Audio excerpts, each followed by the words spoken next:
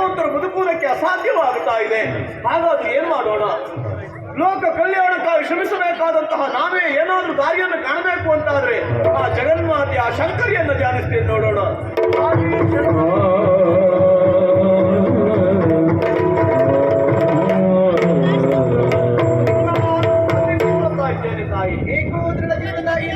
ಸ್ಮರಿಸಿಕೊಳ್ಳುತ್ತಾ ಇದ್ದೀಯ. ಹೌದಮ್ಮ, ಧ್ಯಾನಿಸಿದ ಕಾರಣ ಏನು ಕೇಳ್ತೀಯ? ಓ ತಾಯಿ, ಶರಣರಂಜಕ ಶಂಕರಿ ಭಕ್ತರ ಬಾಣ ಶರದಿ ಪೂರ್ಣಿಮಾ ಚಂದಿದ ದುರುಣಗೊಂಡ ದೂರವಾದೆ ಫಲವಾಯ್ತು ನೋಡಿ ಕರುಣ ವಿಧಾನ ಎನ್ಮನೆಮೆಯಾದು ಮಾಲಿಂಗ.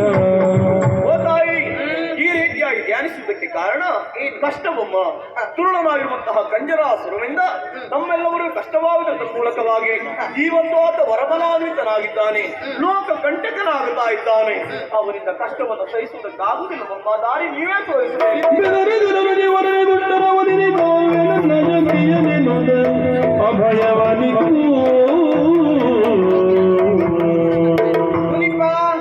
ನಿಮಗೆಲ್ಲ ಕಷ್ಟವನ್ನ ಕೊಡುವಂತಹ ಕಾಂಜರಾಸುರನನ್ನ ಕಿರಿದು ಸಮಯದಿ ನಾನು ಕೊಲ್ತೀನಿ. ಚಿಂತಿಸಬೇಡ, ನಿಶ್ಚಿಂತೆ. ಹಾಗಾದ್ರೆ ಕೃಷ್ಣನ ಮನೆಯಾಗಬೇಕು ಅಂತಾದ್ರೆ ನನ್ನ ಮಗನಾದಂತ ವೀರಭದ್ರನನ್ನೇ ಅಲ್ಲಿವರೆಗಾಗಿ ಕಳಿಕೊಡ್ತೀನಿ. ಮಗನೇ ವೀರಭದ್ರ,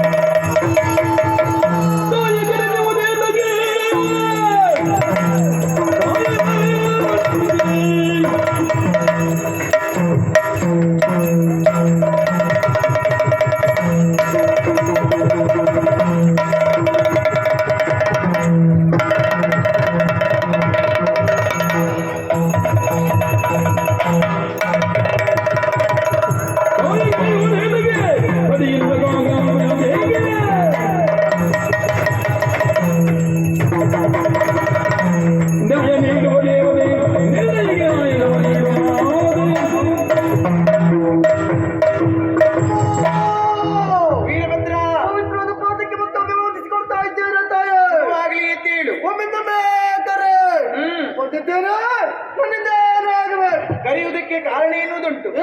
ಈಗಾಗಲೇ ಕಾಂಜರಾಸುರ ಎನ್ನುವಂತಹ ದಾನವ ಅಟ್ಟಹಾಸದಿಂದ ಮೆರೆದಾಡ್ತಾ ಇದ್ದಾನೆ. ಈ ಕ್ಷಣವೇ ನೀನು ಅಲ್ಲಿವರೆಗಾಗಿ ಹೋಗಿ ಆತನನ್ನ ಒದಿಸಿ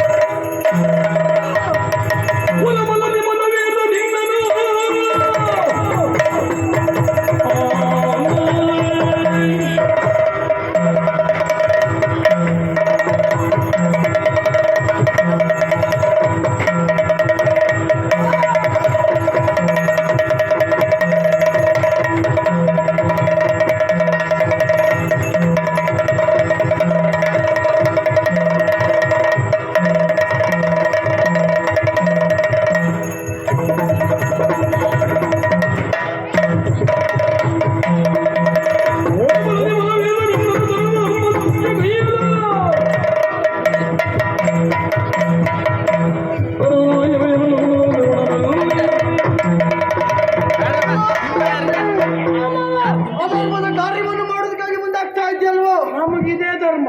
ಇದೇ ರೀತಿ ಮುಂದುವರೆದೆ ಅಂತಾದ್ರೆ ಕಂಠ ಕತ್ತರಿಸಿ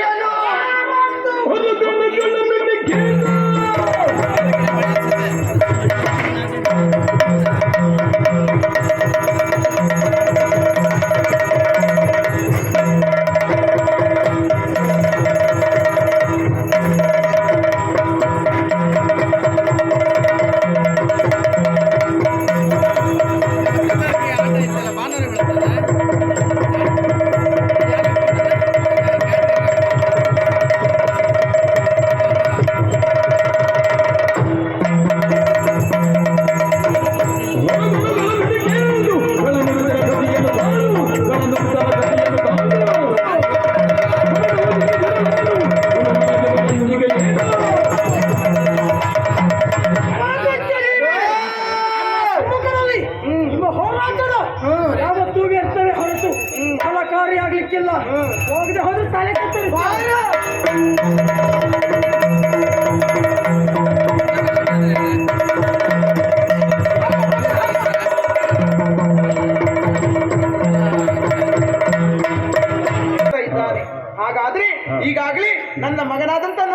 ಕಳಿಸಿಕೊಡ್ತೀನಿ.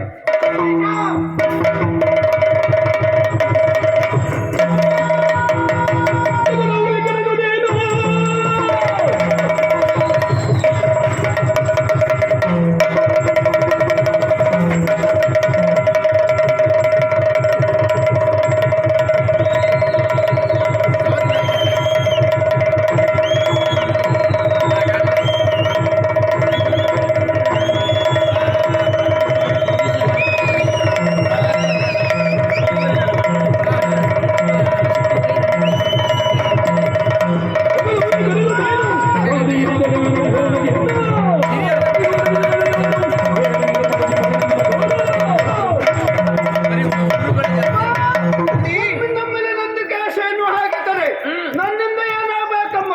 ಕಾರಣ ಉಂಟು ಕಂದ. ಈಗಾಗ್ಲಿ ದುಷ್ಟನಾದಂತಹ ಕಾಂಜರಾಸುರ ಮಾಡಬಾರದಂತ ಕೃತ್ಯವನ್ನ ಮಾಡುತ್ತಾ ಅಟ್ಟಹಾಸದಿಂದ ಮೆರೆದಾಡ್ತಾ ಇದ್ದಾನೆ. ಈ ಕ್ಷಣವೇ ನೀನು ಅಲ್ಲಿವರೆಗಾಗಿ ಹೋಗಿ ಆತನನ್ನ ಕೊಂದು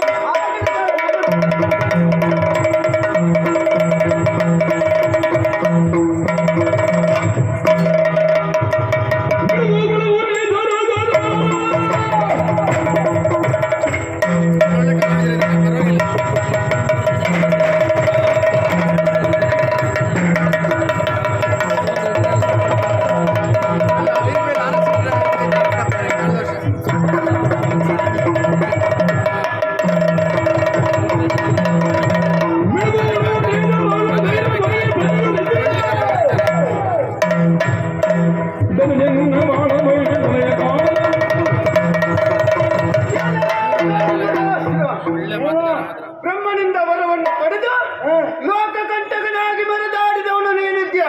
ಏಕುಂಚನೆ ಮಾಡ್ತಾ ಇದ್ದೆ. ನಿನ್ನನ್ನ ಕೊಲ್ಲುವುದಕ್ಕಾಗಿ ಬಂದಂತ ನಂಬಿಕೆ ನೀನೇನೋ ನಂಬಿಕೇಶ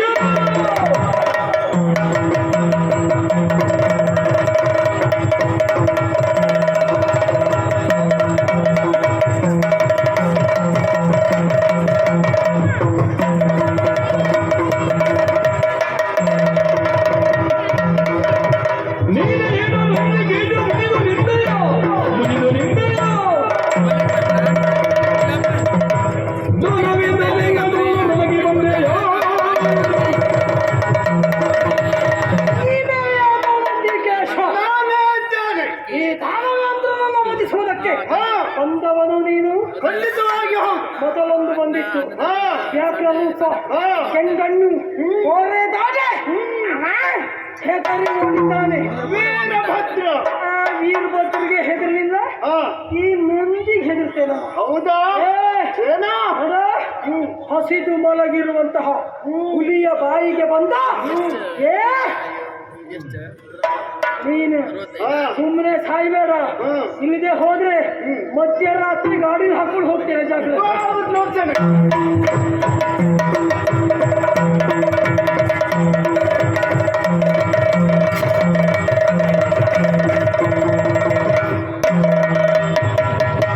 ಆಶ್ಚರ್ಯವಾಗಿರಬಹುದು, ಯುದ್ಧ ಮಾಡುವಂತ ಸಂದರ್ಭದಲ್ಲಿ ಮಾಯಕದ ಆಟವನ್ನು ಆಡಿದ್ದಾನೆಂದು ದುಷ್ಟ ಆಕಾಶದತ್ತ ಹಾರಿದ್ದಾನೆ. ಆಕಾಶ ನಂದಿಯಾಗಿಯೇ ಹೋಗ್ತೇನೆ.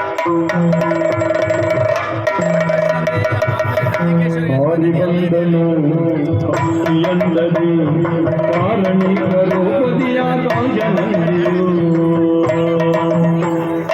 ಹಾರಿ ಬಂದನು ಎಂದನು ಹಾರಿ ಬಂದನು ಎಂದನು ಕಾರಣಿಕರು ಪದಿಯಾಕಾಶನಂದಿಯು ಕಾರಣಿಕರು ಪದಿಯಾಕಾಶನಂದಿಯು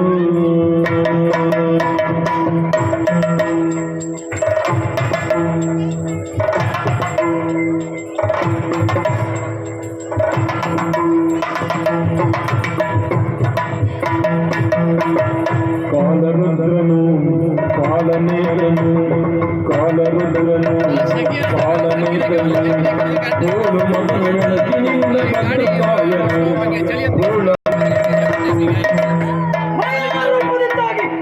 ನಗರದೆತ್ತರಕ್ಕೆ ಹಾರಿ ಆ ನಂದಿಯ ಕಣ್ಣು ತಪ್ಪಿಸಬೇಕಂತ ಮುಂದಾದ್ರೆ ಅಪ್ಪ ಅವ ಮಾಡ್ತಾ ಇದ್ದದ್ದು ಆಕಾಶ ನಂದಿಯಾಗಿ ಹಾರುತ್ತಾ ಇದ್ದಾನೆ. ಇನ್ನು ಹೀಗಿದ್ರೆ ಆಗ್ಲಿಕ್ಕಿಲ್ಲ. ನಂದಿಯನ್ನ ಭಯಪಡಿಸುವುದಕ್ಕೆ ವ್ಯಾಖ್ಯಾನ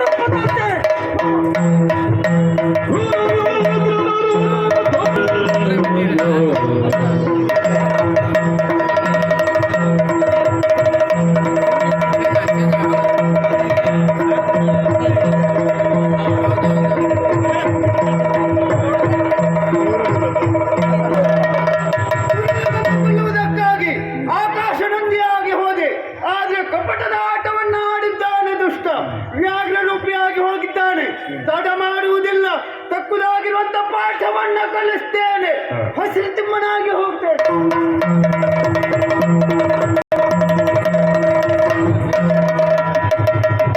ಆಕಾಶದಿಂದ ತಪ್ಪಿಸಿಕೊಳ್ಳಬೇಕೆನ್ನುವ ಕಾರಣಕ್ಕಾಗಿ ಹೀಗಿದ್ದ ನಾನು ಹೀಗಿದ್ದ ಹುಲಿಯಾಗಿ ಹೋದೆ. ಅಪಾಪ ಅಂತದ್ರಲ್ಲಿ ಬೇಟೆಗಾರನಾಗಿ ನನ್ನನ್ನು ಆರಿಸ್ತಾ ಇದ್ದಾನೆ. ಇನ್ನು ನನ್ನ ಹೋರಾಟ ನಂಗೆ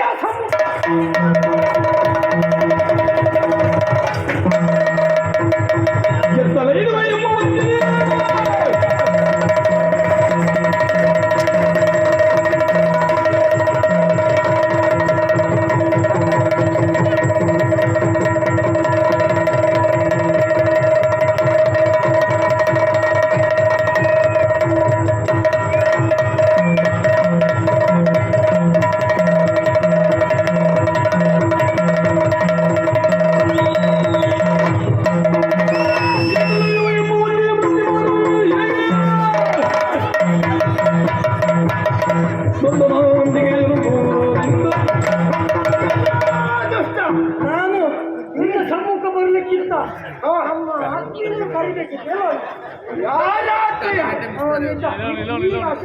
ಎಲ್ಲಿದ್ದಾನೆ ಅವೆಲ್ಲ ಹೋದಾಗ ಇನ್ನು ಹುಡುಕುವಂತ ಅಗತ್ಯವೇ ಇಲ್ಲ. ಈ ನಂದಿಗೆ ಅವನೇ ಸರಿ. ಹೌದಾ? ಮತ್ತೆ ನಿನ್ನನ್ನು ಕೊಲ್ಲುವುದಕ್ಕಾಗಿ ಬಂದ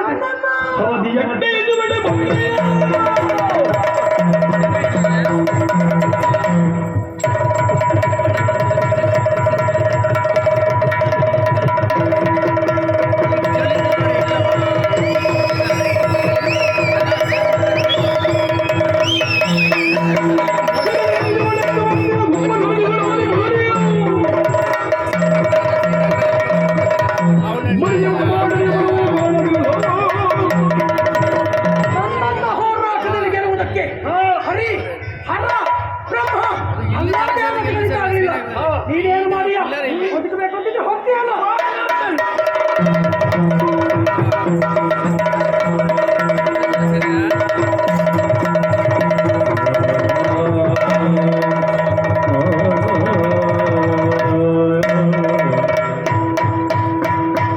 ಅಯ್ಯೋ ಏನು ಆಶ್ಚರ್ಯ ಇದು. ಹಾರ್ಮನೆತು ಹೋರಾಟ ಮಾಡ್ತಾ ಇದ್ರೆ ನಮ್ಮ ಯಾವ ಮಂತ್ರಾಸ್ತ್ರಗಳು ಅಲ್ಲ, ಯಾವ ನನ್ನ ಅಷ್ಟಸಿದ್ಧಿಗಳು ಪ್ರಯೋಜನಕ್ಕೆ ಬಾರ್ತಾ ಇಲ್ಲ. ಅಲ್ಲ, ಅಭಿಮಂತ್ರಿಸಿ ಬಾಣಗಳನ್ನು ಪ್ರಯೋಗಿಸೋಣ ಅಂತಿದ್ರೆ ಮಂತ್ರಗಳ ನೆನಪಿಗೆ ಬರ್ತಾ ಇಲ್ಲ. ಕಾರಣ ಏನಂತ ಯೋಚಿಸಿದ್ರೆ ಆವತ್ತು ವಿಧಾತ ಹೊರ ಕೊಡುವ ಕಾಲಕ್ಕಾಡಿದ ಮಾತು, ನಿನ್ನ ಪಾಲಿಗೆ ಮರಣ ಸಂಭವಿಸುವುದು ಮನುಷ್ಯನಾಗಿ ಹುಟ್ಟಿ ಆ ಬಳಿಕ ಪ್ರಾಣಿಯಾದವರಿಂದ ಅಂತ ನಾವು ಹೊರ ಪಡೆದದ್ದು. ಹಾಗಿದ್ರೆ ಹೀಗೆ ನನ್ನ ದೃಷ್ಟಿಯಿಂದ ಯೋಚಿಸಿದ್ರೆ ಇವ ಪರಮೇಶ್ವರನ ವಾಹನ ನಂದೀಶ. ಹಾಗಿದ್ರೆ ನಾವು ತಿಳಿದ ಹಾಗೆ ಒಬ್ಬ ಋಷಿಯ ಪುತ್ರ. ನನ್ನ ವರ ಸಫಲವಾಯಿತು. ಬಂದದ್ದು ನನ್ನ ಭಗವಂತ. ಅಯ್ಯೋ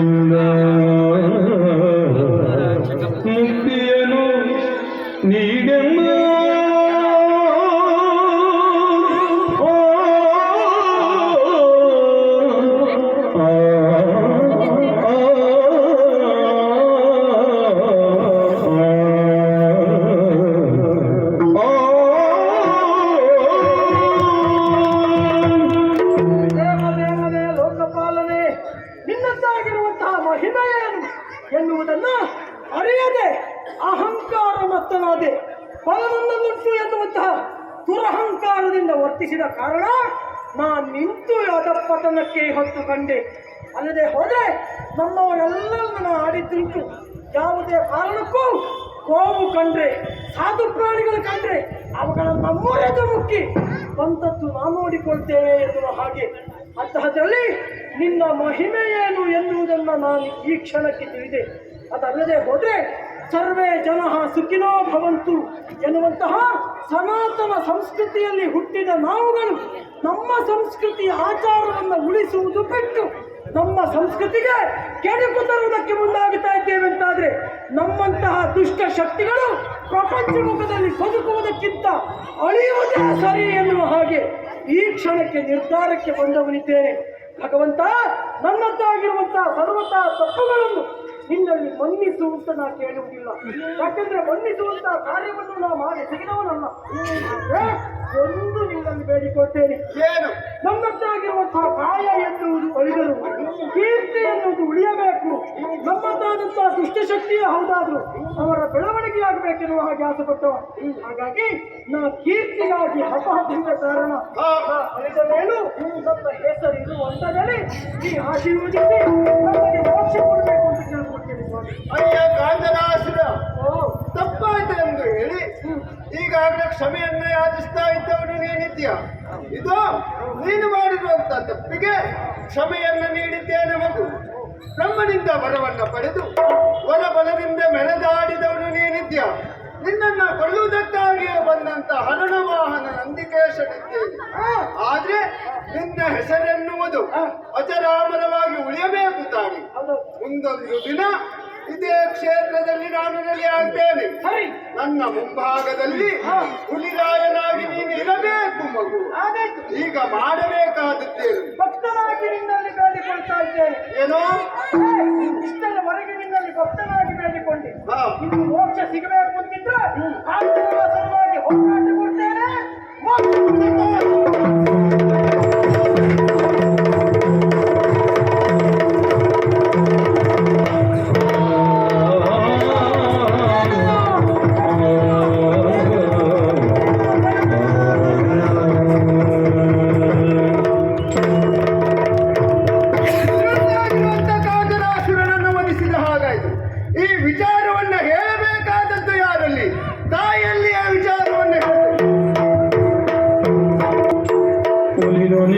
ದೇವನಂದಿಗೆ ತಲೆಯವಾಗಿದ ಗಂಡನು ನಾವಂತೂ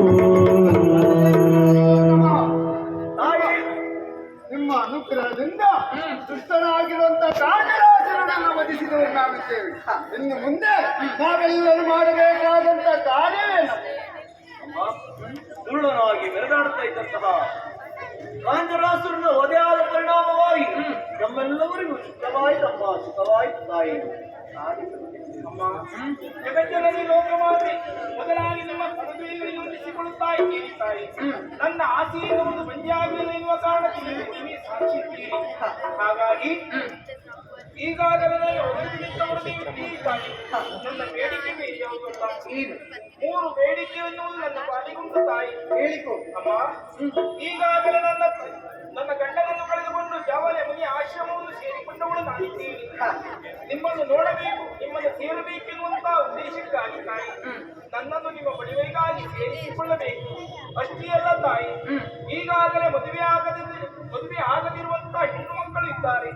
ಎಷ್ಟೋ ಕಾಲದಿಂದ ಕಾಯುತ್ತಾ ಇದ್ದವರು, ಮದುವೆ ಆಗಲಿಕ್ಕಿದ್ದವರಿಗೆ ವರನನ್ನು ಅನುಗ್ರಹಿಸಬೇಕು ತಾಯಿ. ಇನ್ನು ಸಂತಾನ ಭಾಗ್ಯ ಇಲ್ಲದೆ ಎಷ್ಟೋ ಹೆಣ್ಣು ಮಕ್ಕಳಿದ್ದಾರೆ. ಸಂತಾನ ಭಾಗ್ಯಗಳನ್ನು ಅನುಗ್ರಹಿಸಬೇಕು ತಾಯಿ. ನೀವು ನಿನ್ನ ಕೋರಿಕೆಯಂತೆ ಆಗಲಿ. ತಥಾಸ್ತು. ದೇವರಾಡ ದೈವ ಪಾತ ಕಾಲ ಸೂತ್ರವು ಜೀವ ಜಗದ ರಂಗ ದೇವರಾಡ ದೈವ ಪಾತ ಕಾಲ ಸೂತ್ರವು ಜೀವ ಜಗದ ರಂಗ